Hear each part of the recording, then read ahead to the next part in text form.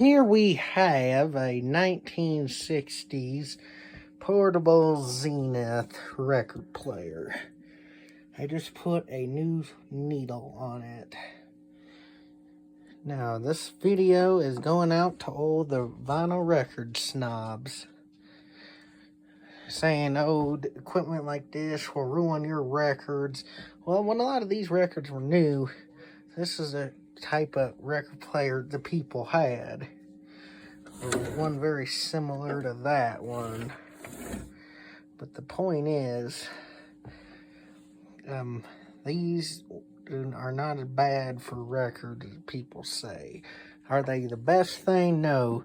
But the people who tell you about that are new to the hobby. They weren't into it when it was big in the 70s and 80s.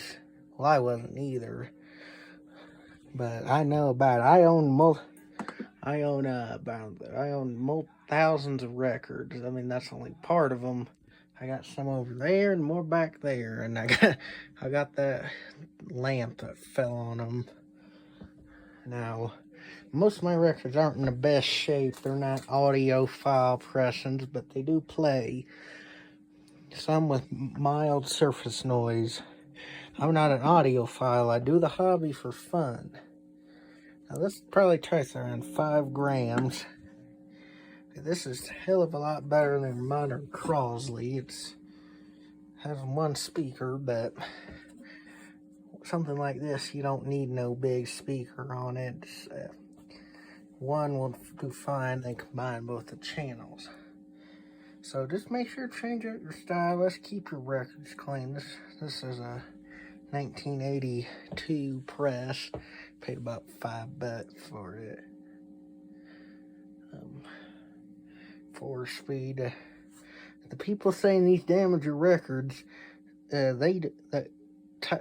know this one guy I went to school with, he said, oh, these will damage your records. He don't know how to set up a fucking proper turntable. He was asking me how to set up a counterweight.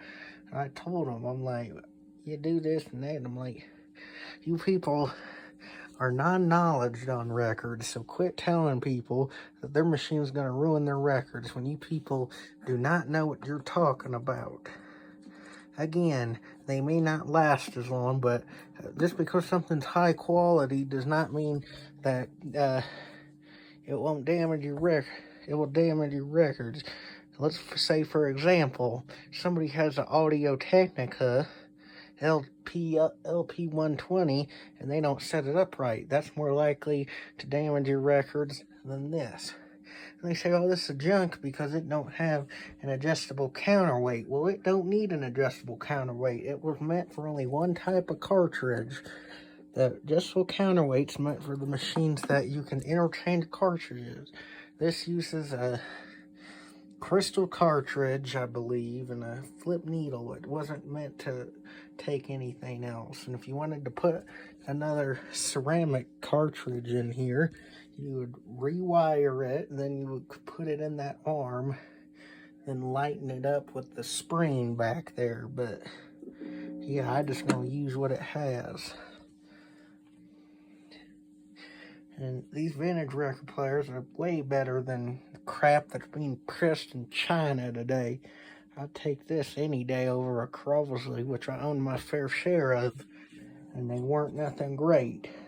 As far as quality, this thing has more bass out of it, and it only has one speaker. It was made in the late 60s. Well, oh, and then I'll keep rambling on. Then this moron said, oh, if you play Dark Side of the Moon on something like this 5 times, it's going to be ruined. And I'm like, you're out of your mind. That's all these people fucking played their shit on when it was new.